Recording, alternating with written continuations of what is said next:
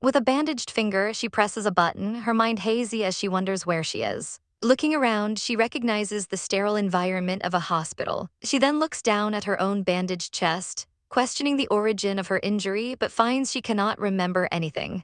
A sudden flash of memory assaults her, the sound of gunshots echoing in her mind. She recalls crying out in pain as a bullet struck her. A dark, masked figure emerges from the shadows in her fragmented memory, advancing on her through the rain with a knife in hand. She remembers demanding to know who he was and why he wanted to kill her, even asking who she herself was, her voice filled with desperation. Just then, a shot rings out, not from her attacker, but from a different man in a mask who points a gun at her, laughing that the bounty is now his alone. Before he can fire, she asks him to tell her who she is, but he coldly replies that he only takes lives and has no obligation to explain, bidding her goodbye as the sound of a gunshot fills the air. A tear falls from her eye as she watches in shock, not at her own demise, but at the sight of her would-be killer falling to the ground. A handsome, well-dressed man stands over the body, his gun still smoking as he tells her it seems her injury is very serious. When she asks who he is, he smirks and asks if she has even forgotten him before declaring that he is her husband. Overcome with emotion and confusion, she blushes, her inner thoughts marveling that she could have such a handsome husband. The man, Gu Xingyi, asks what is wrong, and she impulsively leaps into his arms, calling him dear and asking why it took him so long to save her. She rubs her face against his chest affectionately, but he questions if she truly believes him without any doubt. She looks up at him with wide, innocent eyes, saying that of course she believes him because someone so handsome couldn't possibly lie. Inwardly, however, she admits she only says this because he is holding a gun and feigns a sudden pain from her wound reopening from the fight. Looking at him with pleading eyes, she decides she has reached her limit and must gamble on this stranger being who he says he is. She asks him to save her before collapsing into his arms, fainting from exhaustion and pain. As he holds her, she murmurs in her unconscious state that she will be obedient to him. Gu Xingyi looks down at her and wonders if she will truly be obedient this time. He recalls a rainy night where she, named Li Yuan, defiantly told him to get out of her way, threatening that she couldn't guarantee what would happen next. He remembers her standing over a blood-stained ground, covered in wounds herself, declaring that from that moment on they would walk separate paths. Back in the present, he thinks about how she just promised obedience, yet she always causes him so much trouble. He holds her close, pressing the muzzle of his gun to her temple, his thoughts turning dark as he muses that only dead people are the most obedient. A loud bang echoes, not from a real gunshot, but from an inner conflict or a non-lethal action. His men burst into the room, addressing him as boss and asking if he is okay. He calmly dismisses their concerns and orders them to interrogate the captured killer, then tells his subordinate Liu Zai to leave them alone. He gazes at the unconscious Li Yuan, stating that she is still useful. In her dreamlike state, Li Yuan feels as if she is sinking into a deep, dark sea, whispers echoing around her as she slides into an abyss, only to be pulled back by a sudden warm breath. The warmth is from Gu Xingyi, who is shown giving her mouth-to-mouth resuscitation in a watery vision. She eventually wakes with a start in a comfortable bed, realizing she is still alive and that her gamble on him paid off. Gu Xingyi is sitting by her side and asks if she has woken up. He wishes her a good morning and she shyly responds, her mind racing with the thought that this incredibly handsome man is really her husband. He asks if she has remembered anything, and when she says no, he tells her that her name is Li Yuan. He then introduces himself as Gu Xingyi, her husband, and comments on her strength, wondering if such a powerful woman would dislike a mediocre husband like him. She quickly denies it, and he tells her to get up and eat, promising a doctor will check on her amnesia later. As she moves, she cries out in pain from her wound, and he offers to look at it himself, reassuring her that as husband and wife, it's nothing to be nervous about, even revealing he's the one who tattooed her back. He claims to know every part of her body intimately as he begins to unwrap her bandages, telling her to relax because this isn't their first time. He warns that he can't guarantee gentleness, but it shouldn't hurt. Despite his words, she winces in pain and calls him a liar, reminding him of his promise. He leans in close, his gaze intense, and asks if her pained reaction means she's remembered something. She denies it, but cheekily adds that it doesn't change the fact that a man with an 8-pack is tending to her. Flustered, she asks him to hurry up and demands to get dressed, feeling her whole body heat up under his gaze. She privately wonders if this is all a test, deciding to play along with his act for now. Later, at a dining table, he encourages her to eat more to regain her strength. He gently feeds her a piece of food, and for a moment, the gesture feels so natural that she almost believes he is her husband. Her suspicion returns when she notices her plastic cutlery and she observes that his subordinates also seem wary of her, leading her to decide on a test of her own. With a flick of her wrist, she sends her fork flying at one of his men, who catches it with ease. She feigns innocence, claiming the plastic fork couldn't cut her bacon, while privately confirming her suspicions that he isn't her husband. Gu Xingyi calmly places his foot on her heel to stop her from moving and says he was careless and should have cut the meat for her. The overt act of control solidifies her belief that he and his men are guarded against her, and that he is likely an enemy. She concludes she must figure out what he wants from her, as his intentions aren't purely hostile, or she would already be dead. Her thoughts are interrupted when the dining room window shatters from incoming gunfire, and Gu Xingyi immediately shields her, shouting for her to be careful. He yells for his man, Junzi, to call for backup while holding her tightly, promising that no one can hurt her while he's there. Li Yuan clutches a knife, seeing an opportunity to stab him and escape in the chaos. But just as she prepares to act, he shoves her out of the way of a stray bullet, shouting a warning as he takes the hit himself. She stares in shock at the blood spreading across his back, crying out his name. He dismisses it as a minor injury, but she is left wondering why he would risk his life to protect her, the possibility that he truly is her husband blooming once more in her mind. Outside, a pink-haired woman with a rifle perches in a tree, calling for Li Yuan to come out. Li Yuan, now inside another room, hears the continued gunfire but notices the sound is different. She discovers a rubber bullet on the floor and realizes the attack might be another one of Gu Xingyi's tests, concluding his act of protection was fake. Meanwhile, the pink-haired woman, called second boss by her crew, is urged to retreat as Gu Xingyi's men with real guns are arriving. A real bullet whizzes past her head, forcing her to give the order to fall back. She later explains to her confused subordinate that the illegal commotion was a diversion to help her boss, Li Yuan, escape from Gu Xingyi's house, illustrating her plan with a childish drawing. Her subordinate points out that despite the firefight, Li Yuan never came out. The second boss, whose name is Song Luo, tearfully refuses to believe Li Yuan is dead, insisting she is too strong to be defeated so easily. A flashback reveals a younger Li Yuan, powerful and dominant, standing over a man who had bullied timid Song Luo.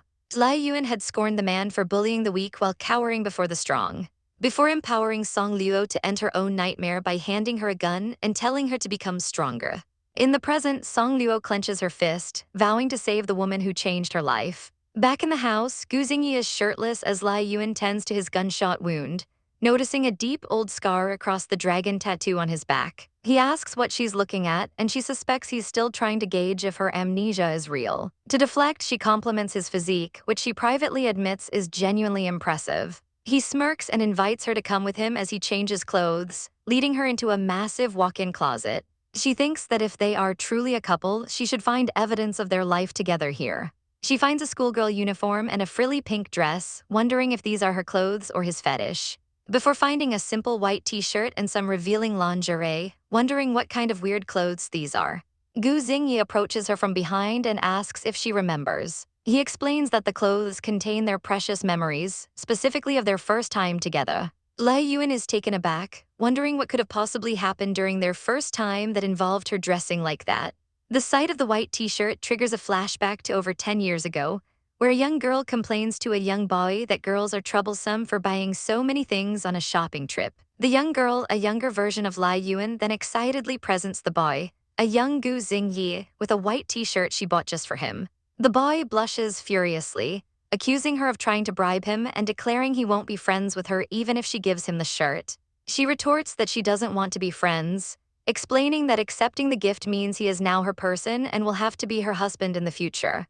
The boy scoffs at her ambition and storms off, vowing to throw the shirt away immediately. Back in the present, Gu Xingyi holds the same plain white t-shirt, telling her it has a very profound meaning. Li Yuan, holding up a piece of black lace lingerie, playfully asks if the meaning is profound because the clothes have so little fabric. A flustered Gu Xingyi denies it, explaining that his subordinate bought the clothes and he didn't expect him to choose such items. He clarifies that they don't live here often, as this suburban villa is just a safe house. She dismisses it with a smile, saying she supposes his subordinate just wanted to improve their relationship.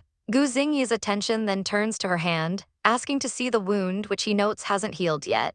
He gently removes the bandage, telling her it's bad for the scabbed wound to remain covered.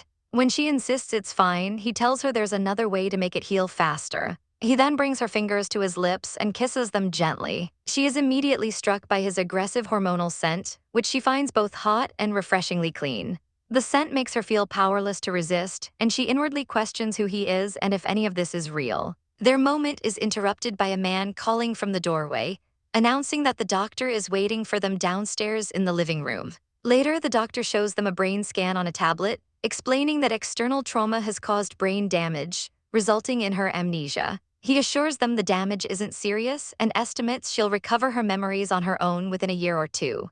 Li Yuan silently worries about the potential danger of living with Gu Xingyi for so long, and resolves to uncover his true purpose and identity as quickly as possible. As Gu Xingyi walks the doctor out, she observes that he doesn't seem particularly happy about the diagnosis. She then sees the doctor discreetly hand him an unlabeled bottle of pills. When he returns, she asks what the doctor gave him. He holds up the bottle, telling her it's medicine to nourish her brain nerves and help with the restoration of her memory before offering her a pill.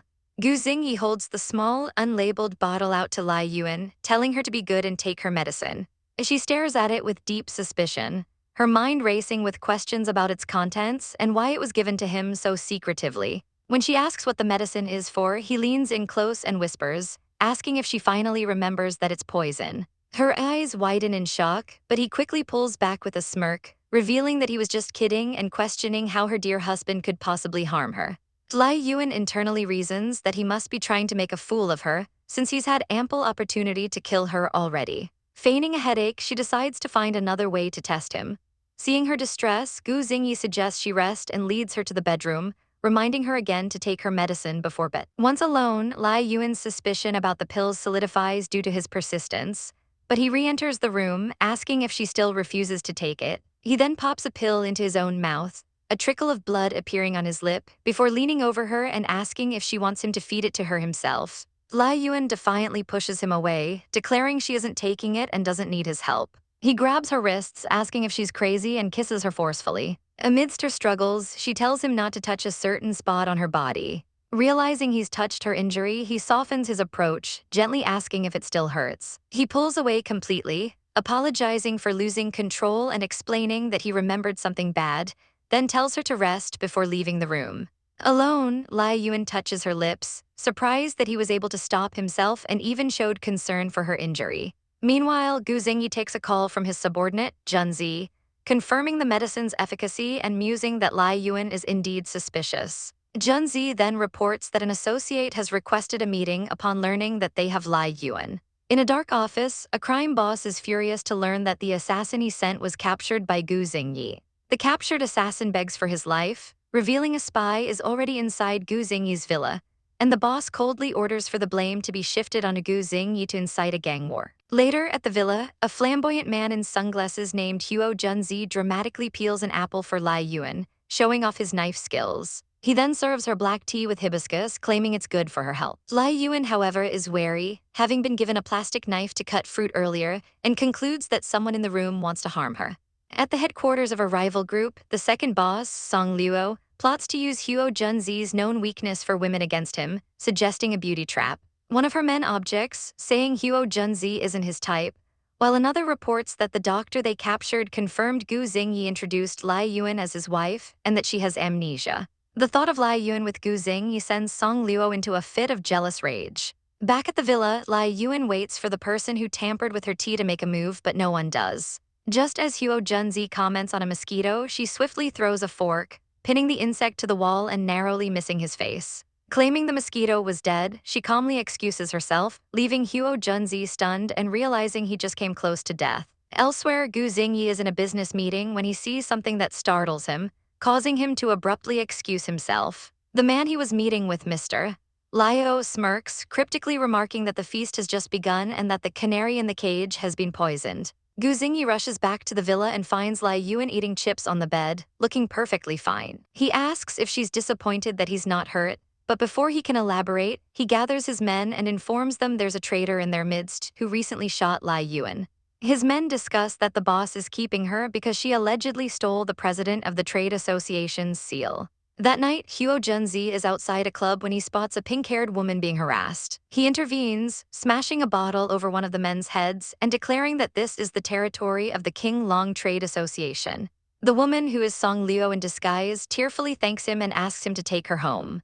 In a quiet room, Li Yuan recalls the moment Gu Xingyi pointed the gun at her, realizing she wasn't scared because she knew he was afraid to pull the trigger. A flashback shows her disarming him and fleeing, with him yelling after her not to run. Back in the present, she watches a dead mosquito on a plate, then turns to see Gu Xingyi enter the room. He asks why she's looking at him that way, and she questions if he truly let the intruder escape without seeing their face. She cheekily asks for a little consolation for her near-death experience, but he dismisses her, saying she doesn't need that kind of thing.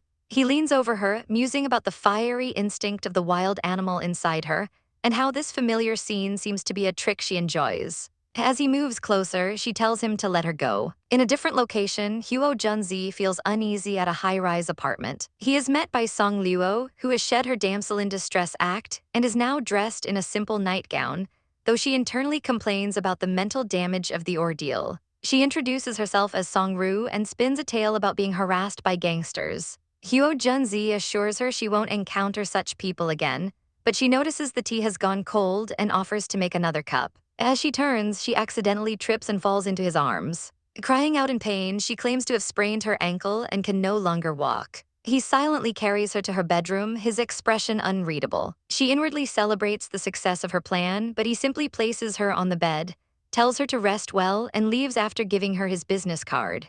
Meanwhile, at the villa, Gu Xingyi interrogates his men one by one in his study. Half an hour later, he dismisses them and calls for Li Yuan. One of his loyal men, Junzi, privately tells her that the boss becomes irrational and concerned whenever she's involved. Intrigued, Li Yuan sits down with Junzi and asks if something unpleasant happened between her and the boss in the past. When he hesitates, she tells him it's fine if he doesn't want to say anything, which prompts him to reveal the shocking truth. She betrayed the boss. Li Yuan wakes up with the dawning horror that she might have actually betrayed Gu Xingyi. She looks over at his sleeping form, thinking that if she did, she must be completely dead. A title card for the manhua appears, followed by credits for the creative team. In a different scene, she wonders aloud to Junzi why she would have betrayed Gu Xingyi and if she was cheating. She looks at her own reflection, musing that with such a handsome husband, she couldn't possibly cheat. Suddenly back in bed, Gu Xingyi wakes up and seductively asks her if she is prepared not to sleep tonight. Li Yuan internally monologues that she wants to ask Junzi about her cheating, but feels it isn't the right time, as he interviews two of the mansion's staff. He asks them where they were during the gunshot, and one man claims to have been packing things in the warehouse, while the other crudely states he was on the toilet and ran out without pulling his pants up. Junzi concludes that many things in their words cannot be verified, especially since the cameras in the common areas had been damaged before the shooting. He turns to Li Yuan, whom he addresses as sister-in-law, and tells her to rest and leave the matter to him. Li Yuan tries to ask Junzi about her supposed cheating, but discovers he has already left the room. She reflects on Gu Xingyi's good looks, his body, and even his kissing skills, finding it impossible that she would cheat on him. She wonders if the problem was actually with him. A comical thought bubble appears where she speculates that perhaps he isn't good in bed, and that's why she cheated on him. Just then, Gu Xingyi enters the room and asks what she is doing. Startled, she blurts out a question, asking if another assassin came to attack and if the kitchen had been shot up. She looks at him with an expectant, hopeful expression as she thinks about her previous theory. Gu Xingyi licks his lip and replies with a simple, suggestive really. Li Yuan's expression falters as she thinks his name. The scene shifts to Gu Xingyi standing alone in a dark hallway, touching a large painting of flowers on the wall. He is now in a dark, blood-splattered room, speaking to a hooded figure tied to a chair. He tells the figure that they are now a serious problem for their employer and that he would have been killed long ago if Gu Xingyi hadn't hidden him there. He gives the man a day to think it over before telling Junzi to leave with him. After they depart, the camera reveals the hooded figure was just a blood-stained dummy. Outside, Junzi asks his boss if it's okay to let the traitor go like that, but Gu Xingyi silences him with a shushing gesture. He then clarifies that he will not forgive anyone who betrays him, and the same goes for boss Liu. Meanwhile, in her bedroom, Li Yuan paces anxiously, wondering when she will have an opportunity to get close to Gu Xingyi, feeling that her past betrayal is like a ticking time bomb. She feels he is still on guard around her and briefly considers, then dismisses, the idea of using sexual temptation to erase her past actions. Suddenly, Gu Xingyi appears behind her, asking if she is really so stupid as to rely on seduction to solve her problems. He tells her that she doesn't remember anything and is now just a canary locked in his cage. Their tense moment is interrupted by a woman with blonde hair, Ding Luying, who remarks that this must be the reason she was blocked from entering, because a beauty was hidden inside the mansion. Li Yuan observes the newcomer, thinking she has the attitude of an official wife coming to catch a third person. The scene flashes back to Gu Xingyi meeting with an older man named Ding Yuan, the president of the General Chamber of Commerce. Ding Yuan comments on how busy Gu Xingyi must be and how his daughter Ying Ying always bothers him. Gu Xingyi internally states that he has no feelings for Li Yuan and only keeps her imprisoned for revenge, and for the square stamp that fell into her hands after his uncle's death. He thinks he might be able to get information from the stupid girl. Back in the present, Li Yuan realizes Gu Xingyi is keeping her for ulterior motives, a fact she finds useful. Ding Luying confronts Li Yuan, warning her not to be too arrogant. She taunts Li Yuan, claiming she only spared her life because she is keeping something of his. This makes Li Yuan wonder if it's true that she betrayed and hurt him, questioning if her past self was such a disgusting person. Ding Luying continues her verbal assault, saying people call her hyena not because she's strong, but because she bites people like she's crazy, and that Gu Xingyi only spared her dog-like life because of what she possesses. In the flashback, Ding Yuan tells Gu Xingyi that people admire him for being like his uncle, doing things neatly and without leaving any trouble behind. Gu Xingyi calmly sips his tea. In the present, Li Yuan resolves that the most urgent thing is to preserve her life and begins packing her things,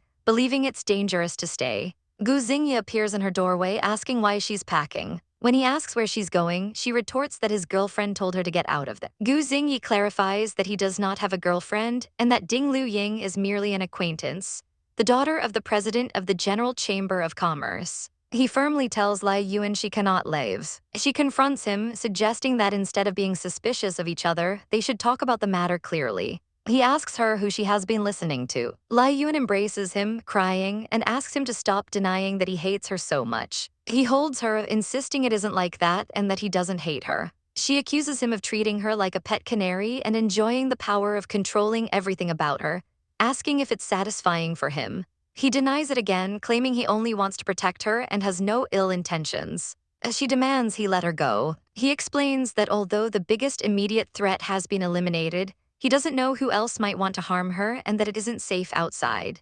She counters by pointing out that he keeps her locked up and gives her medicine of an unknown origin every day, then asks what he really wants. Growing desperate, she pulls out a gun, points it to her own head, and threatens to die right there, stating that she will do what she says. Gu Xingyi frantically pleads with her not to do it and to put the gun down. Defeated, he promises to agree to her demands. As he does, she thinks to herself that the wolf's tail can no longer be hidden and his true purpose is about to be revealed.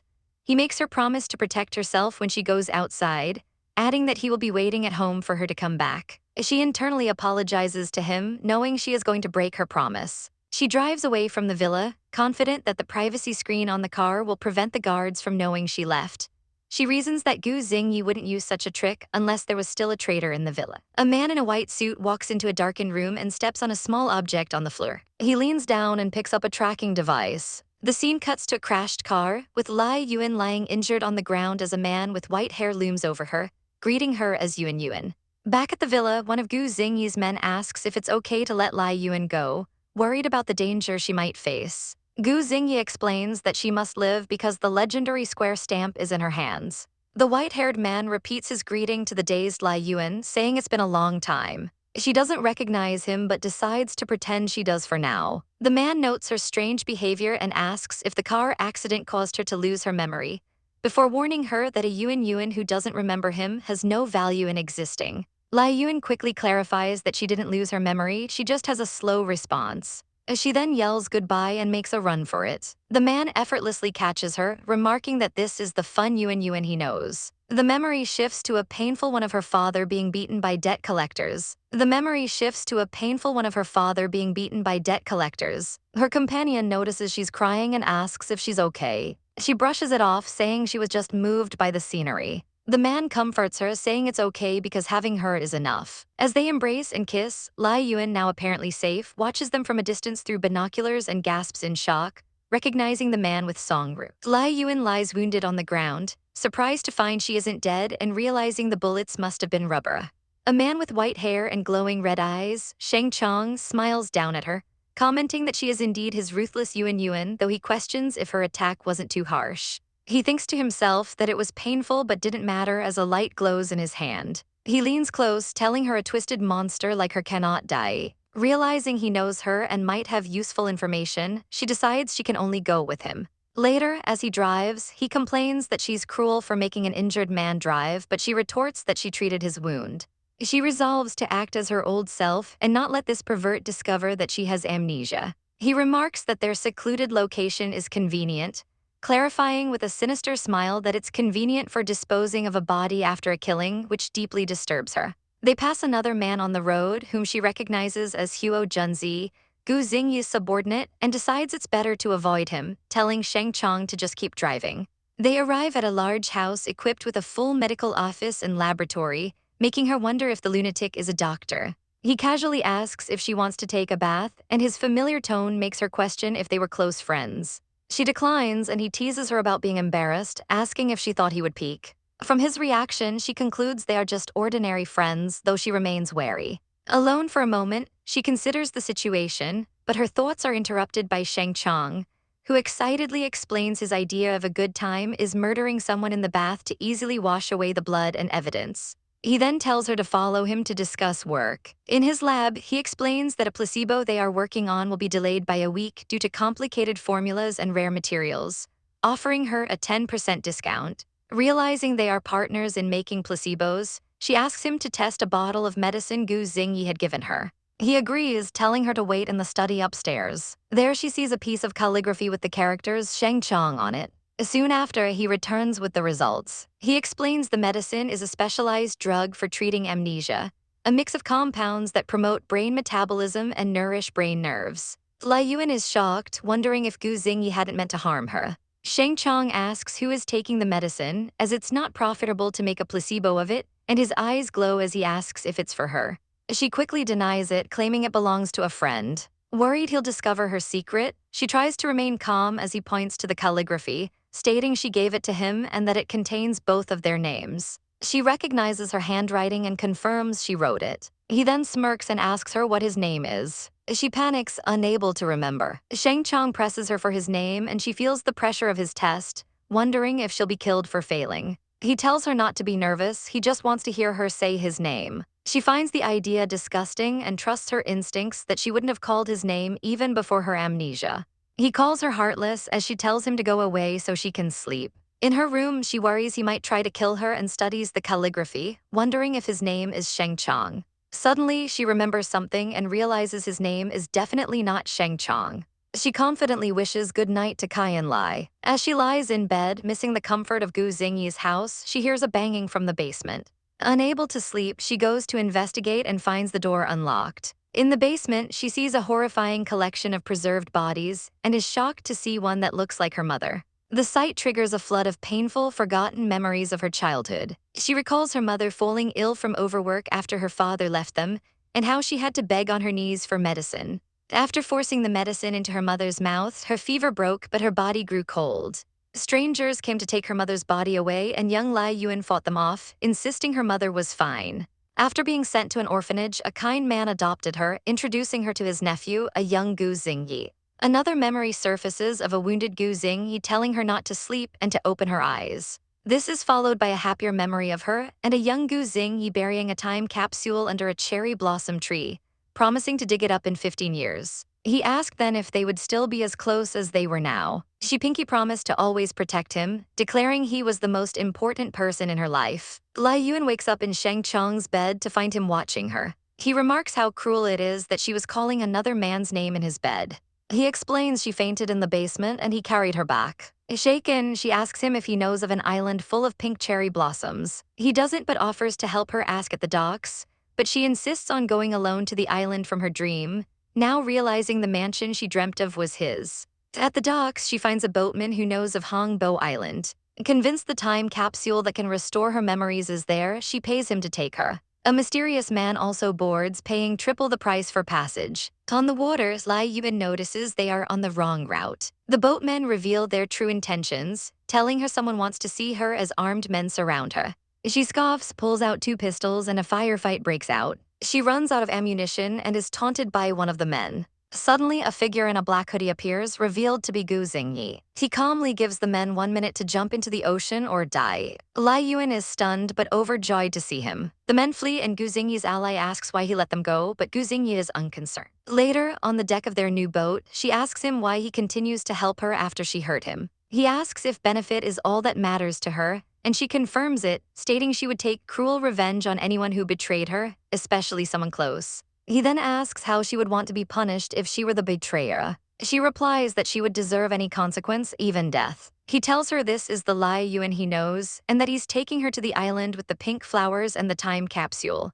Just then, their boat is destroyed by an explosion. They are thrown into the ocean, and Li Yuan loses consciousness. She wakes up on a beach, realizing she's on an island and fears Gu Xingyi drown, saving her. Overcome with guilt for ever doubting him, she decides to explore for supplies. She soon discovers a house surrounded by cherry blossoms, recognizing it as Hongbo Island from her dreams. Meanwhile, Sheng Chang appears on the criminal's boat, having dealt with them, and asks his subordinate where Li Yuan was going, calling him trash unworthy of killing her. Li Yuan enters the empty but strangely familiar house on the island. She finds cassette tapes with her name on them and plays one. It's a home video of her as a child with a young Gu Xingyi and his uncle. In the video, the uncle mentions a secret belonging to them in a box buried in the backyard. Realizing the memory is real, she rushes outside and digs up 2 golden time capsules. She opens one and finds a letter from the young Gu Xingyi, professing his love and his desire to marry her in the future.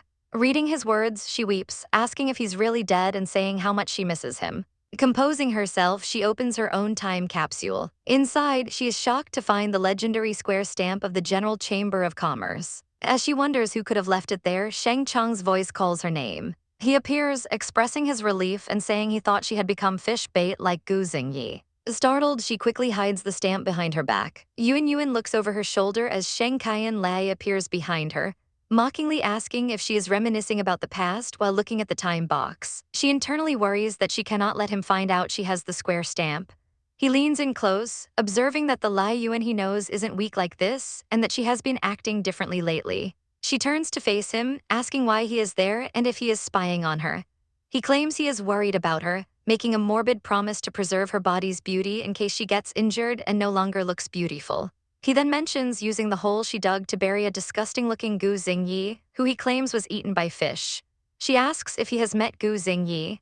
He confirms that he has and that Gu Xingyi is dead, pointing to a body lying in the grass nearby. He says the corpse looks unsightly and suggests they bury him quickly. The scene flashes back to an injured Gu Xingyi waking in a wooden house, where Yuan is watching over him. He recognizes her and asks if she saved him, smiling as they embrace.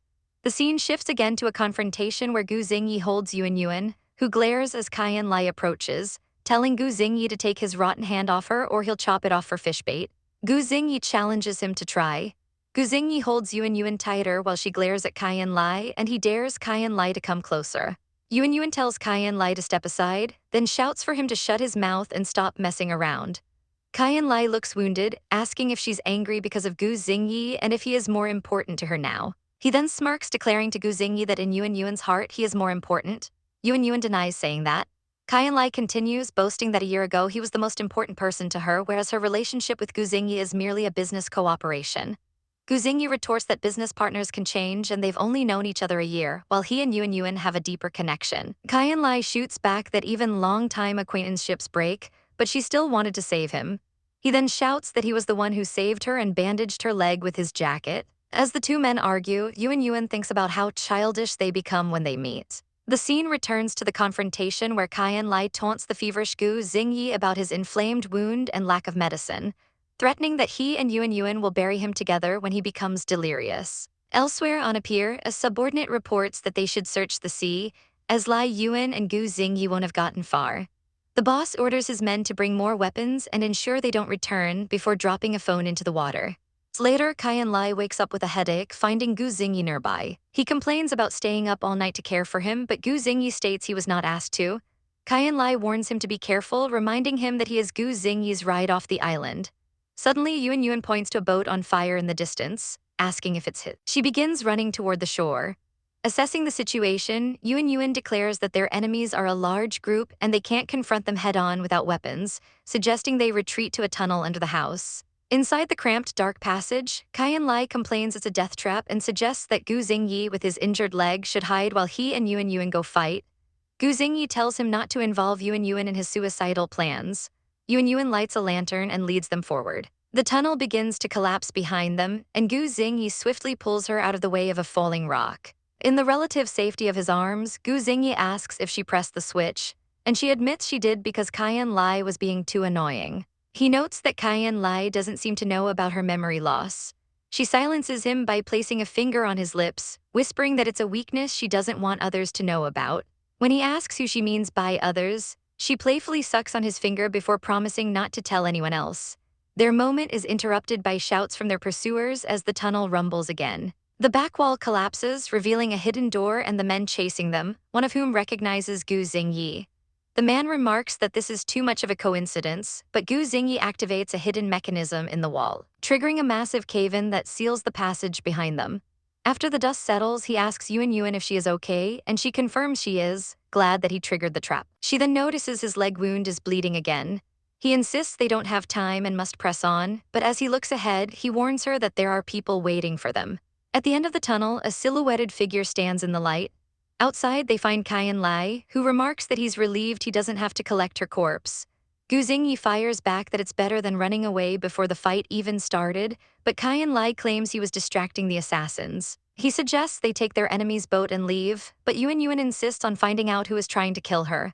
Gu Xingyi invites her to his place for safety, which angers Kaiyan Lai, but Yuan accepts Gu Xingyi's offer. In a sun-dappled, blossom-filled clearing, Gu Xingyi asks Yuan to marry him. Kaiyan Lai appears, urging her not to agree and claiming Gu Xingyi must have an ulterior motive. Gu Xingyi calmly tells her not to rush her decision, assuring her that marrying him would bring many benefits. Later, at a pier, Gu Xingyi is greeted by his men as he disembarks. He dismisses a question about his injured leg and tells Yuan he's going for treatment, asking her to think over his proposal and find him later. Kaiyan Lai then offers for her to come to his place instead, but she declines, saying she has something to do. Walking alone, she considers that her memory loss is likely tied to the square stamp and decides it's too dangerous to keep it with her, concluding that hiding it with Gu Xingyi might be the safest option. She sneaks into his residence but quickly hides when she hears him returning. Gu Xingyi enters the room, turns on the light, and calls out for whoever is hiding to come out. A woman wrapped in a towel emerges from a room, claiming she was just borrowing the bathroom. He coldly orders her to get out. An assistant escorts the woman away. In the now quiet room, Gu Xingyi finds Yuan and demands to know what she's doing there, asking her to tell him the truth. He lifts her chin, asking if she truly doesn't understand his intentions by appearing there. She replies that she agrees to his proposal from the morning. He asks for confirmation that she will marry him, and she says yes. Internally, she reasons that while her memories suggest Gu Xingyi is trustworthy, she must secure the square stamp before she can fully trust him. As he moves to embrace her, she stops him, stating she has one condition. She tells him she wants a large engagement ceremony to help her regain her memories by interacting with more people. He agrees, promising her the most perfect ceremony. Later in his office, his assistant Junzi questions the decision, reminding him of how the previous president died and the danger Yuan represents. Gu Xingyi simply tells him to prepare the ceremony well. That night, a woman with pink hair receives a call from Junzi. When he asks why she needs to know how to plan an engagement, she smugly reveals it's for her boss and his amnesiac girlfriend. Junzi is shocked, and the woman drops her phone, realizing it wasn't Junzi getting engaged. She eagerly offers to plan the entire event perfectly. Alone, she fumes, vowing that the wretched man won't get away with tricking her amnesiac boss into marriage. The next day at a boutique, the pink-haired woman, posing as an assistant, helps Yuan, who is now wearing an elegant red dress. The woman suddenly grabs Yuan's arm, and Yuan demands to know her true purpose. The woman praises her vigilance despite her memory loss and reveals she is there to break her out, warning that she cannot marry Gu Xingyi because of a deep blood feud between them. From outside the changing room, Gu Xingyi asks if she is done yet. Inside, the woman and an accomplice urge Yuan to escape with them, but Yuan tells Gu Xingyi that she's having trouble with the dress zipper. Gu Xingyi offers to come in and help. He enters to find Yuan alone and dismisses the dress as too revealing, telling her to take it off and teasingly asking if she needs help. Unseen, the pink-haired woman, Song Luo, hides with her accomplice, who is furious at his behavior. Yuan decides to lure Gu Xingyi away to give Song Luo a chance to escape, telling him to help with the dress so they can leave. He agrees but says the other person can wait. As they exit, they are confronted by a woman with short, styled hair, who angrily asks Gu Xingyi how he can marry Li Yuan when she is the one who killed his uncle. She stomps on his foot with her heel, demanding to know how he could marry the enemy as Yuan is struck by a visceral flash of splattering blood. A woman's voice echoes in Li Yuan's mind, asking someone if they have forgotten that she, Li Yuan, killed their uncle, especially since they want to marry her. The memory shifts to Li Yuan questioning if she truly killed Xingyi's uncle, the one who adopted her. A younger, terrified version of herself appears, splattered with blood, as she wonders if she really did such a thing. The vision becomes more intense, showing her hands covered in blood. She awakens with a start, realizing what Song Luo said was true and that they have a blood feud. After falling out of bed, she walks away, the sound of her heels echoing as she leaves. Outside on a dark street, Gu Xingyi confronts her, telling her not to run. Li Yuan retorts that someone has named her as his uncle's murderer, and the square stamp is in her hands, asking if he expects her to wait for Ding Yuan to kill her. She fiercely demands that he get out of her way. He asks if she is over there, and a subordinate confirms she is not. From the shadows, another voice states they must kill Li Yuan and bring back the square stamp. Gu Xingyi steps closer, pleading with her to trust him and come back so he can protect her, promising to find the truth and clear her name. Li Yuan rejects him, telling him not to come near and that she doesn't need his help. He warns her that leaving now is an admission of guilt and that she should stay to face it with him. She repeats her demand for him to get out of her way, her eyes glowing with a menacing purple light as she warns that anyone standing in her way will have to die, even him. She wakes up with a scream, calling out Xingyi's name. He is there by her bed, reassuring her that it was just a nightmare and offering her medicine to calm down. She recalls how Gu Xingyi had always been on guard and probing her. She thinks that if she is the enemy who killed his uncle, his complicated affections before are understandable, but now she questions if his gentleness is sincere or if he has another motive. She looks at him suspiciously, asking why he is looking at her that way. She wonders why he didn't give her the same medicine as last time, deciding she can't let her guard down until she knows his purpose. He leans in close, asking if she is blaming him for being too rough last time or if she's looking forward to him being more gentle now. She deflects, asking why he hasn't questioned her about what Ding Luying said. He holds her, saying he knows Ding Luying wants to drive a wedge between them and he doesn't believe her. He tells her not to trust anyone and she agrees internally, vowing to only trust herself and to slowly find out what happened in the past. The scene shifts to an explanation of the four major chambers of commerce and how Gu Xingyi's uncle, the previous president, was killed 2 years ago, losing the square stamp in the process. A woman named Song Luo explains to Li Yuan that a witness claimed she, the new head of the Zhuque chamber, had usurped the throne. Li Yuan sits in her office, wearing a large hat, and asks if she was framed because the square stamp happened to be in her hands. Song Luo confirms this, adding that the higher-ups secretly put a warrant out for her, then recruited her own people to fight back and retake the chamber, allowing her to maintain a facade of peace. Li Yuan asks Song Luo to find out who pointed her out as the killer and the details of the previous president's death. Song Luo says she has already assigned those tasks, leading Li Yuan to conclude that the death really has nothing to do with her and wonder who the real murderer could be. In another location, a man reports to Gu Xingyi that he was chased on Hongbo Island by men sent by Uncle Ding. Gu Xingyi wonders if Uncle Ding wants to eradicate him to take over the King Long Association. Uncle Ding enters, denying it and claiming they are like brothers, and that Gu Xingyi is family. He then states that Li Yuan was the murderer of the previous president, and marrying her means going against the Chamber of Commerce, which he will not tolerate. He tells Gu Xingyi that he must know what to do. The scene flashes back to Gu Xingyi telling Uncle Ding not to make it difficult for him, but Uncle Ding presses him, asking if he wants to be family or an enemy of the entire Chamber of Commerce. Back in the present, Li Yuan is in a dark room when the door opens. Gu Xingyi enters, asking why she didn't turn on the lights. He asks where she was when he came back, and she explains she was choosing an engagement dress. He tells her not to leave the house these days, and she asks if he wants to imprison her again. He denies it, saying he just doesn't want anything to go wrong before the ceremony. She asks what has happened, and he evasively replies that he's just afraid his fiancée will regret it and not want to marry him. He proposes, tiring her out to the point where she can't go out. He pushes her onto a bed, telling her to hold onto him and be gentle. Later, he gets up and leaves, and she tells him to put her down. She asks him what's going on, and he asks if she's regained some memory recently. He specifically asks if she remembers the square stamp. A white-haired man, Kaian Lai, arrives and says he'll give her the official news about her fiancé. He reveals that Gu Xingyi is currently with Ding Luying, preparing for their engagement party tomorrow. A flashback shows Gu Xingyi telling Uncle Ding that he won't betray the chamber for a woman. He explains that he is only getting engaged to Li Yuan to find the square stamp. Uncle Ding tells him to change his engagement to his daughter, Liu Ying, believing he can find the stamp without Li Yuan. He suggests that Gu Xingyi can then deal with her. The flashback continues with Uncle Ding telling Gu Xingyi that he has no problem with his arrangement to marry Li Yuan, but Gu Xingyi has one condition. He demands that Uncle Ding hand over management of the Kai Lin Trading Association from Mr. Liu to him. He blackmails him, calling him father-in-law and saying a son-in-law is more reliable than a dog. Uncle Ding agrees, saying the association will be his as long as he marries Liu Ying. Back in the present, Kaiyan Lai tells Li Yuan that her fiancé is getting engaged to Ding Luying, using the restaurant and decorations she chose, and that Ding Luying might even be wearing the wedding dress she tried on.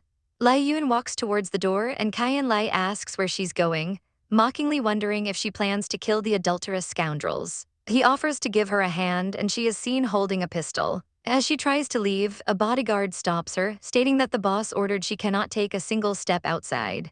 Kaiyan Lai appears, surprised she has a bodyguard, and she realizes with dismay that she is being imprisoned again. At the engagement party, the officiant announces the union of Gu Xingyi and Ding Luying. As he is about to answer, the ceremony is interrupted by armed men. One man, Mr. Liu, shouts that he has surrounded the place and points a gun at Gu Xingyi, telling him he needs to stay alive if he wants to take over the Kai Lin Trading Association. A gunshot rings out as a vase shatters, and Li Yuan's bodyguard tells them the shot will attract people and advises them not to act rashly. Li Yuan smirks, telling a man named Junzi that the people he attracted aren't his subordinates. The bodyguard orders Junzi to put down his gun. The bodyguard is revealed to be Songru, who points a gun at Junzi's head. Junzi is shocked, asking why it's her. Kaiyan Lai knocks him out from behind, then asks his sister, Songru, if she's heartbroken. Li Yuan looks on angrily as Kaiyan Lai asks if Song Luo and Huo Junzi are really falling in love. Later, Li Yuan stands over Junzi, asking what to do next, then says she wants to go to the engagement party to congratulate Gu Xingyi before the good show ends. Her subordinate agrees to handle the rear guard. Arriving at the chaotic scene, she sees the aftermath of an explosion and is told someone came to ruin the party before she did.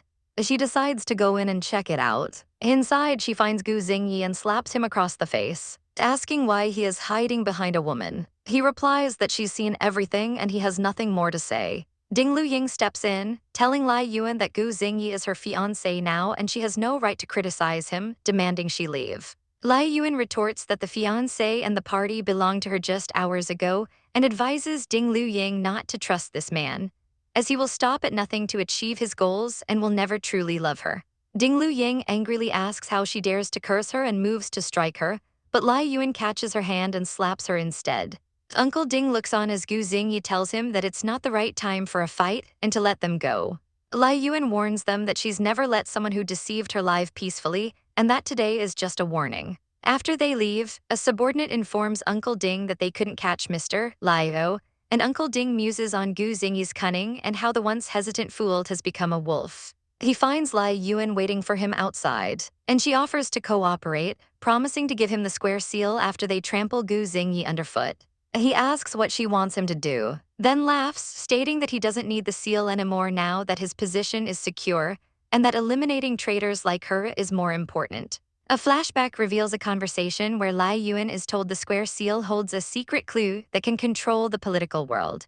The flashback continues to Gu Xingyi asking her if she remembers anything about the seal after regaining some of her memory. He told her that he wanted her to pass on a message to Ding Yuan. The message was that Ding Yuan no longer needed the seal to prove his status, and his continued attacks on her proved it, so she must continue to make him avoid her. Back in the present, at the Zhuque Trade Association, Song Luo gives Li Yuan a report, which she realizes is the information that gave Ding Yuan a headache. Gu Xingyi arrives but is stopped by guards, though he pushes past them. In her office, he tells her that the only person he likes is her and asks for forgiveness. She dismisses him, saying his actions disgust her and that there's nothing left between them. As he leaves, she silently questions if this act will really convince Ding Yuan they have broken up. Gu Xingyi explains their plan. By faking a breakup and having him appear at her office, they can lure out the spies in both their organizations and provoke Ding Yuan into action. He tells her he knows she wasn't the one who killed his uncle. As they speak, a knock comes at the door and they surmise it's one of Ding Yuan's spies. They stage a fight, with her pushing him out and yelling for him to get out as he promises to be careful when cooperating with Ding Yuan. After he leaves, Kyan Lai appears behind her, greeting her casually. Howard greets Ursula, prompting a surprised and angry Seymour to question why it is him. Ursula calmly asks why it can't be him, which only angers Seymour more as he demands to know what Howard is doing there. But Howard dismisses him, saying it is none of his business. Seymour finds it too coincidental that Howard always appears at critical moments involving him and Alan. Howard aggressively confronts Seymour, calling him a son of a bitch and asking why he is still pestering Ursula when he has a fiancée, but Seymour retorts that it is none of his business and he has no say in the matter. Ursula intervenes by placing her hands on both their chins, telling them it's enough to stop their argument. She then turns to Seymour and coldly informs him that they broke up and he should leave. After Seymour falls silent, Ursula directs her attention to Howard, accusingly asking if he heard Seymour was there and came on purpose, remarking on how well-informed he is. Howard leans in close with a smirk, confirming he has his little birds everywhere and warning her not to speak ill of him as he hears everything, before menacingly adding that one day he might get pissed off and come to kill her. Ursula remains unfazed, suggesting that she might be the one to kill him and telling him to get lost if he has nothing more to say. Changing the subject, Howard informs her that the pills she requested are ready and can be sent to H. Ursula asks who H is, and then dismissively says she will take care of it when she has time. Howard presses her, questioning the lack of urgency and asking if she isn't afraid of punishment for being late, his eyes glowing red as he leans closer and notes that this behavior is not like her at all. Ursula curtly tells him to shut up and slams the door in his face. Outside, Howard remarks to himself how scary heartbroken women can be. Inside, Ursula reflects that she managed to brush him off, but his mention of a punishment for late delivery means she needs to figure out what is going on immediately. She then finds Seymour still waiting for her with a look of concern. But she walks past him into a room where Sabrina is crying. Ursula asks her if she cried, and Sabrina stammers out an address to her as boss, before asking if Ursula and Joaquin had a fight, explaining that Joaquin was also crying. Sabrina clarifies that they were never together to break up, as she only got close to him for a mission to rescue her, and now that it is done, there is no reason to see him anymore. Ursula advises Sabrina to follow her own heart regardless of the circumstances and hopes she will not regret her choices. Sabrina reminds Ursula of her own teachings, that they are on different sides, and she should never believe a man would change his position for a woman. Ursula reaffirms this cynical lesson, stating that one can only rely on oneself, and points out how Alan not only moved up the engagement party, but also used Joaquin to restrict Ursula's freedom after their plan to deceive him was discovered. She looks intently at Sabrina, questioning why she still trusts Seymour after he has lied repeatedly and asking if she has fallen for him, causing Sabrina to clutch her head in distress. Later, Ursula asks Sabrina if she knows H. Sabrina confirms H is the underground auction house and reminds Ursula she already gave her the files. Ursula thinks about the strange coincidence that her pharmaceutical partner is connected to the favor Alan asked of her. Learning that she usually meets H alone, Ursula decides she must go no matter what and takes a piece of paper with a phone number, 05120909, from Sabrina. That night, Ursula tries the number from a phone booth but finds no one is answering. The car pulls up outside and she hangs up, realizing the call was merely a signal like a doorbell and that they arrived quickly. She is escorted into a lavish building that looks more like a hotel than the auction house it was described as. An attendant informs her that the boss is inside and shows her into a decadent purple-lit room. Inside, a red-haired woman sits on a couch surrounded by several half-dressed men, and Ursula wonders if this is H. One of the men desperately pleads for Ursula to save him. The red-haired woman, H, silences him, calling him her pet and questioning why he would speak to another woman before ordering him to be fed to the dogs. As the man begs for his life, Ursula shouts for them to stop. H casually tells Ursula she was only scaring him and wouldn't really feed a former client to the dogs, though they will break his legs as a lesson for failing to deliver goods after taking a deposit. H notes that he was a merchant, just like Ursula, and warns her not to make the same mistake of failing her, or else she might become a pet too. A man then offers Ursula a glass of wine, saying it's the flavor she likes. Ursula takes it and asks when her medicine will be ready. H tells her not to rush and to sit for a drink. Ursula sniffs the wine and immediately detects that it has been drugged. As H mockingly asks if she is afraid of being poisoned, she blows a puff of smoke into Ursula's face. Just as Ursula begins to feel faint, Seymour appears and catches her. He glares at H, whose name is revealed to be Haley Garcia, and demands to know what she did. Haley dismissively explains it was just a pill to turn her on, adding there is no antidote and he will have to solve the problem himself. In Seymour's arms, Ursula weakly says his name, complaining that she feels incredibly hot and her body feels strange. Later, Seymour holds a flushed and sweating Ursula in a cold bath, trying to cool her down. She clings to him, still feeling hot, and tells him that the lust has taken over and she wants him. Seymour resists, telling her not now as she is not sober. Ursula seductively asks if this isn't what he has always wanted, claiming she has turned him on. When she reaches for his face, he pulls away, asking why she is avoiding him. She asks if he is afraid she will use him, and he grabs her hand. He tells her they can be intimate later, but not now, because he needs to be sure it is her choice and not the drug's effect. She taunts him, asking what kind of man he is if he doesn't dare to take her now. He hesitates, and she tells him to stop making excuses as her knee touches his leg. The contact makes him flush and splash in the water. He gives in and they kiss passionately. He asks her if he has been too tolerant, suggesting that is why she is so arrogant and challenges him constantly. Ursula retorts that he is the one who promised not to restrict her freedom, but then had Joaquin watch her, accusing him of hypocrisy for rejecting her then kissing her, for locking her up after promising she could leave. She complains about being naked while he remains fully dressed and superior, always trying to win her with small favors, and bitterly remarks that it is no wonder his uncle doesn't trust him with an important position. Her words visibly anger him and he tears away her wet clothes. He tells her that she doesn't understand him now, but promises that someday she will understand everything he has done for her before he leans over her in the water. The next morning, Ursula wakes up in bed and finds Seymour sleeping peacefully beside her. She muses that he is usually so guarded, yet now he is completely relaxed, and she finds she cannot understand him at all.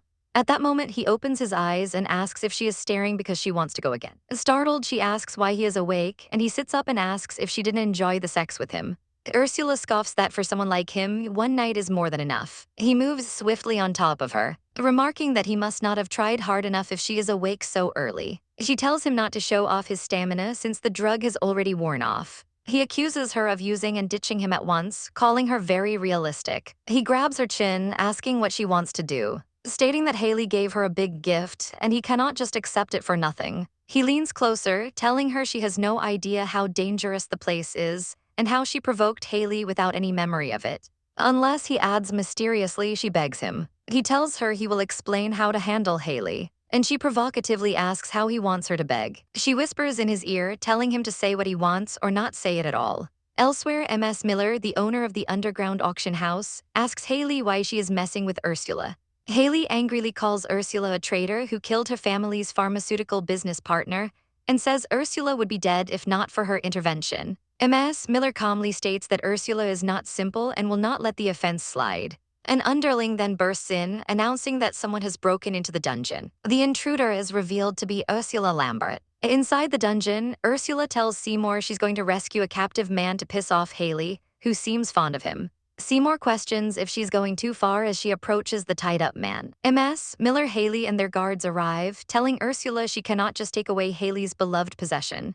Ursula retorts that it's the pot calling the kettle black, suggesting the man's presence is part of their own setup. She then accuses them of tricking Alan Hugh at customs with a shipment of weapons, using an insider to snatch the goods. MS Miller smiles and dismisses the accusation as speculation. But Ursula points out the lack of any news reports about confiscated goods, and states she has confirmed the weapons are in the dungeon. She offers them a way out of the mess with Alan, and her first condition is to return the weapons, despite her subordinates warning not to trust Ursula, who might be working with Alan. MS Miller listens as Ursula reveals she found a timed bomb already planted inside the weapons. After Miller asks for her second condition, Ursula looks at the captive man and says she wants him. Sometime later, the freed man, William Bailey, introduces himself to Ursula and asks to follow her, mentioning his expertise in trading raw jade. Seymour, annoyed, tells William to stop blushing and just talk, then pushes him away as they leave. Ursula watches them go, then suddenly disappears from the parking garage.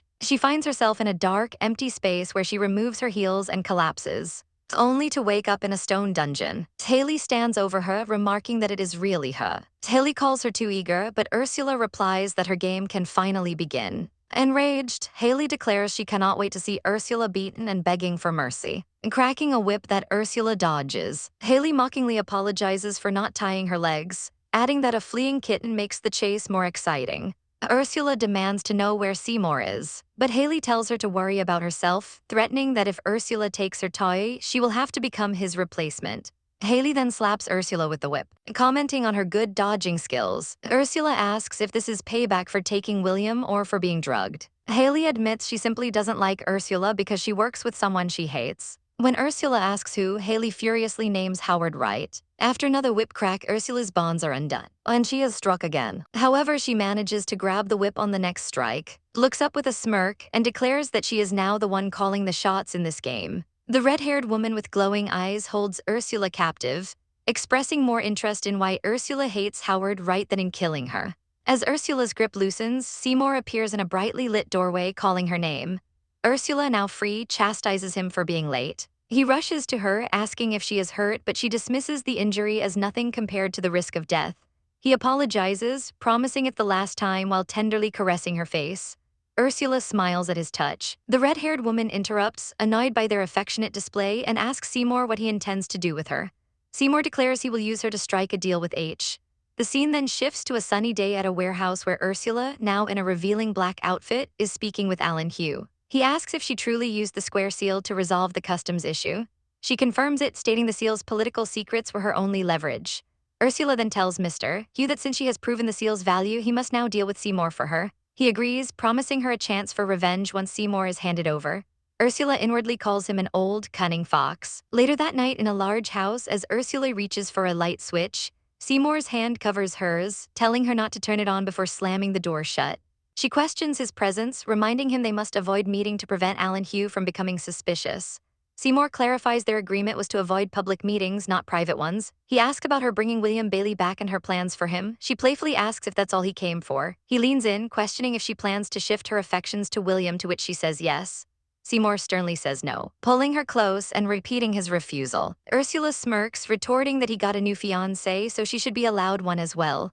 A knock interrupts them, and Ursula tells her ex-fiancé to leave as her new fiancé has brought tea.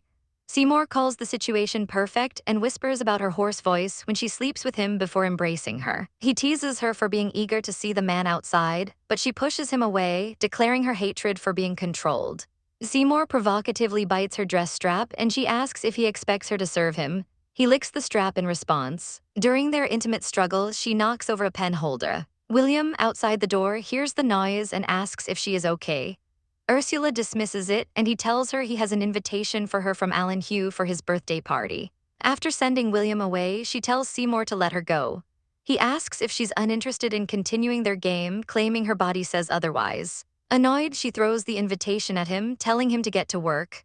She explains the party is likely a trap set by Alan. At the lavish party, Ursula arrives pushing William in his wheelchair, instructing him to be observant. Seymour spots them from across the room. Later, he corners her near the restrooms, remarking that it's a good chance to introduce her new boyfriend to make their breakup more convincing. He expresses his jealousy and tells her not to smile at William anymore. She dismisses his concerns as trivial in their life-or-death situation. He leans in for a kiss, calling it his last meal before death. After their kiss, Ursula walks down a hallway and hears a faint noise.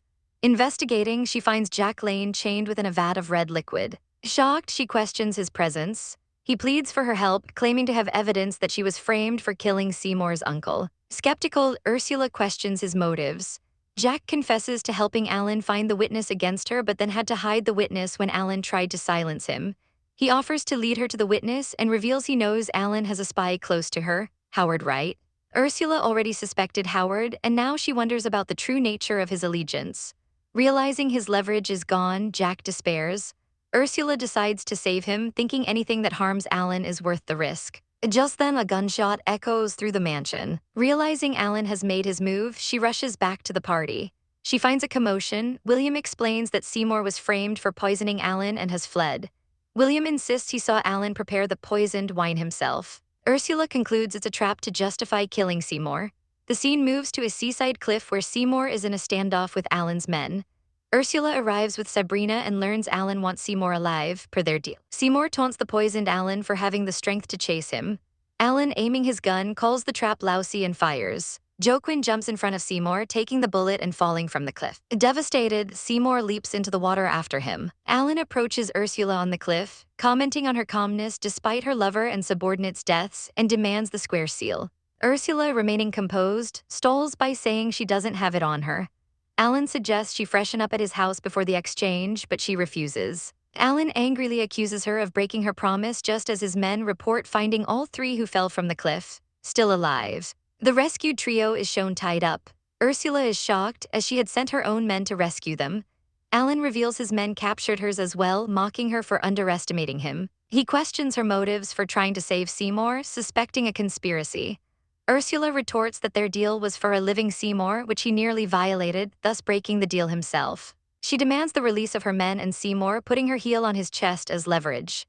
Alan agrees but asks what games she plans to play with Seymour. Before she can answer, Howard Wright appears, expressing his love for lock-up roleplay and offering his basements for the occasion. Howard creepily explains he was tracking Ursula, his chosen specimen, hoping to claim her body if she died. Alan, deciding it makes no difference who has them, lets Howard take Seymour and Ursula. Later, Seymour awakens, bandaged in a bed with Ursula beside him.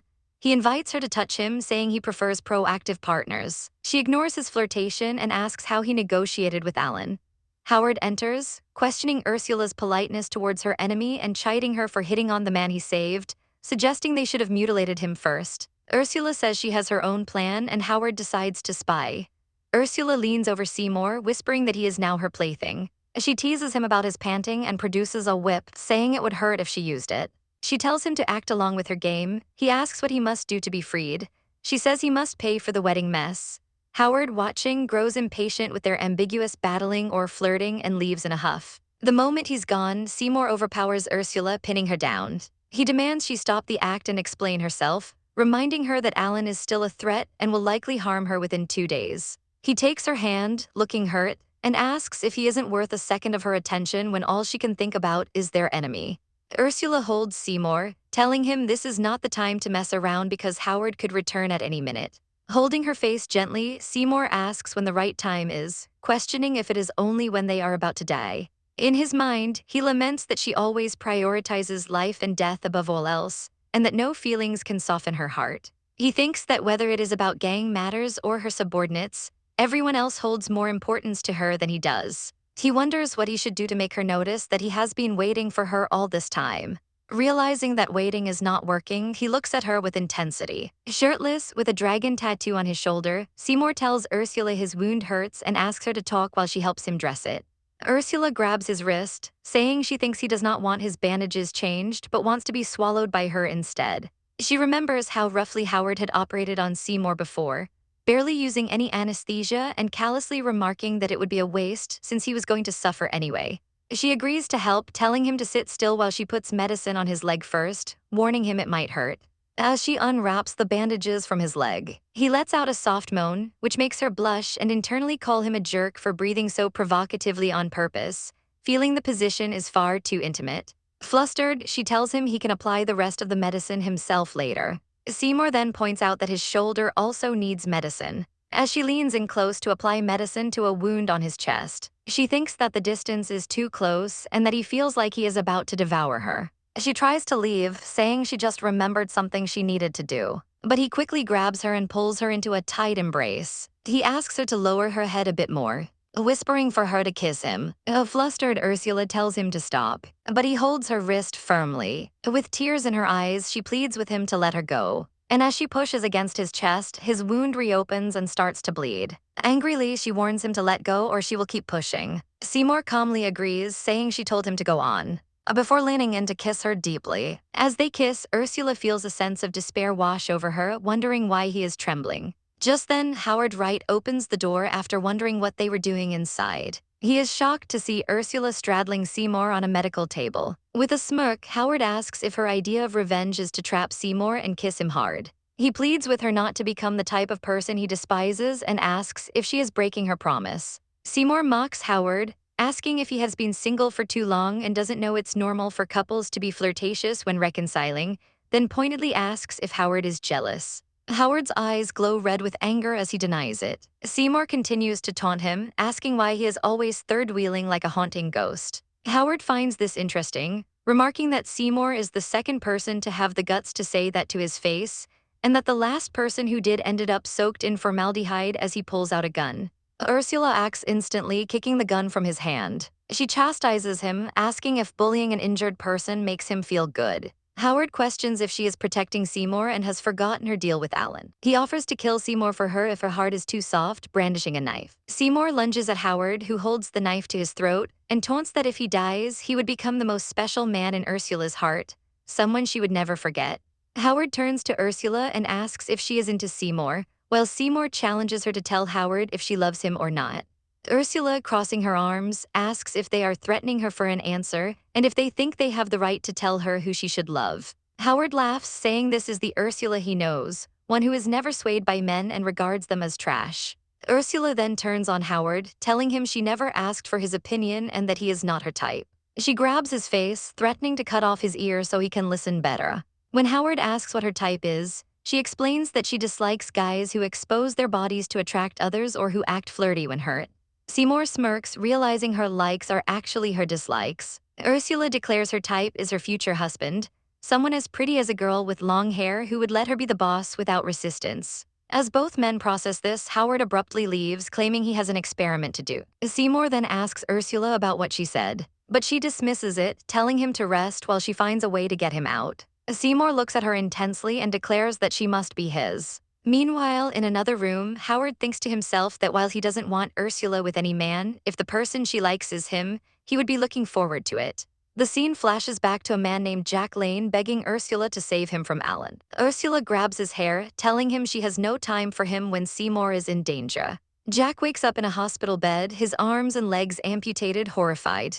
An assistant in a wheelchair tells him Ursula rescued him and now he must pay the bill, offering to swipe his credit card since he has no hands. Jack screams in despair, asking what happened to his limbs. The assistant calmly explains Alan cut them off. Jack vows to kill both Alan and Howard, revealing that Howard is Alan's spy. A hidden recording plays, capturing Alan's voice complaining about Jack escaping with their secrets and needing the square seal. As Jack screams for Howard to save him, Howard enters the room carrying a baseball bat, saying he hates noise when he is killing. He shushes Jack before taking the assistant in the wheelchair away. Howard later threatens the assistant with a knife, demanding answers. But Ursula bursts in and stops him. She sees Jack's murdered body and demands to know why Howard killed him. Howard claims it is because he is her new boyfriend. Ursula grabs him, furious, demanding a real reason or she will kill him as a traitor.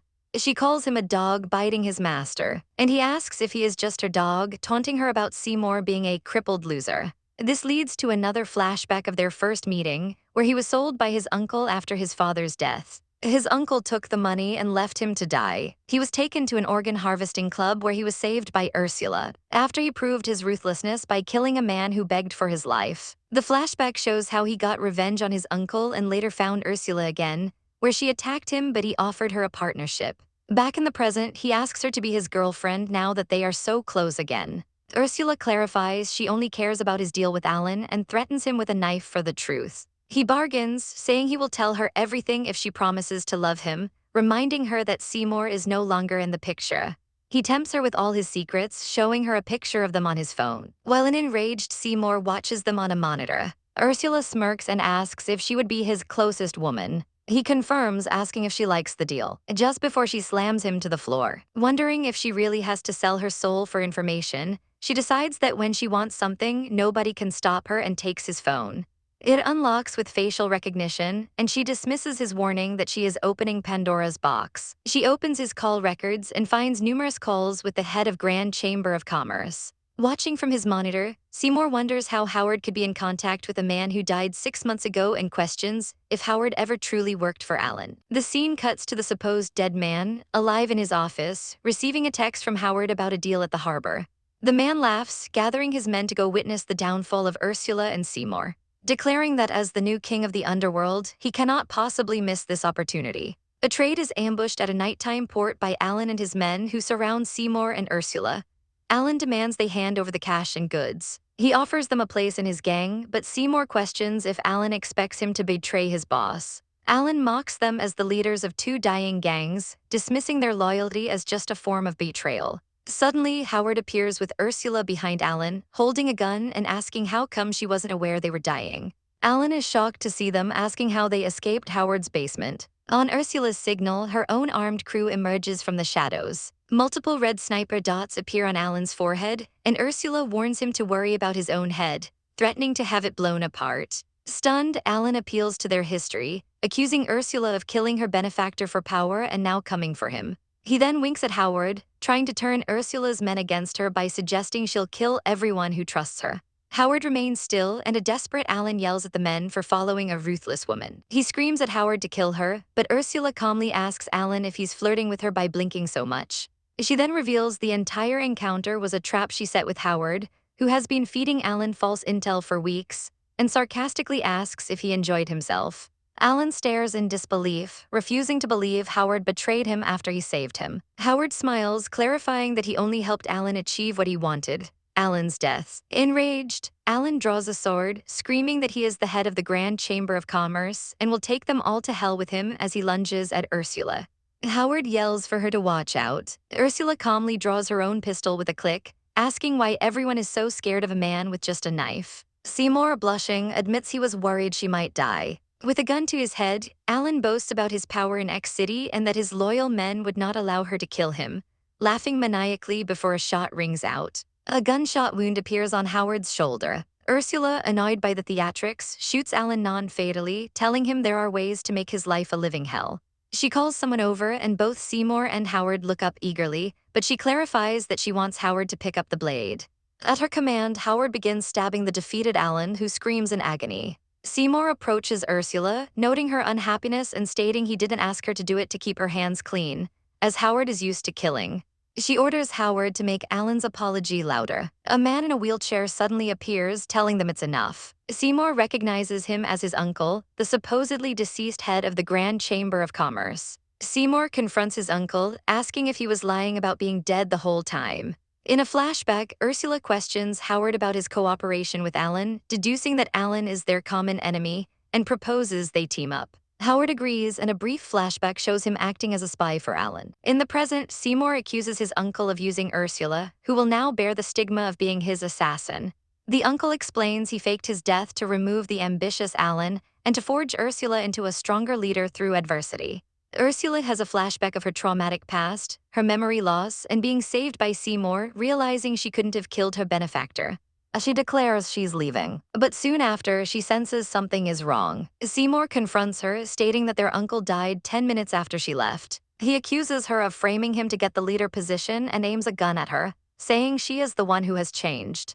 He fires, but the bullets hit the ground around her as she flees to a waiting car. Seymour stops his men from chasing her. An explosion occurs behind them as her car speeds away. The scene shifts to Ursula explaining that this is the whole truth, as she has now remembered everything. She stands over the still-living Alan, calling him sh*T, but her uncle warns her not to kill him due to his influence.